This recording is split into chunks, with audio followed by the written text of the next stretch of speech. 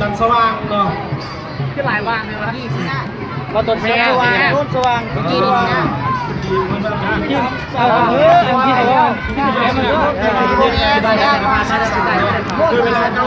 56 วินาทีใช่ป่ะใช่ป่ะสุดมาปีนี้ก็มาอันนี้เป็นการสองแชมป์ยิ่งเลยผู้เดียวทุกคนเลย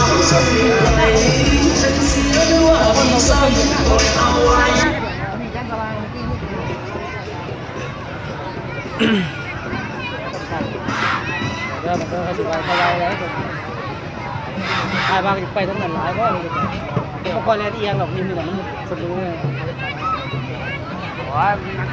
มันบริเดินหยาซื้อนี่เนี่ยเขาเป็นหย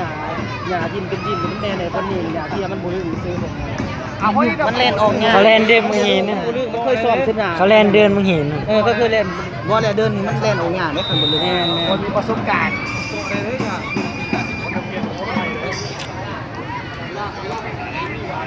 ลากสินกจะโยกขึ้นเลยมันขนาดเลยลากสินกจะโยกขึ้นเลย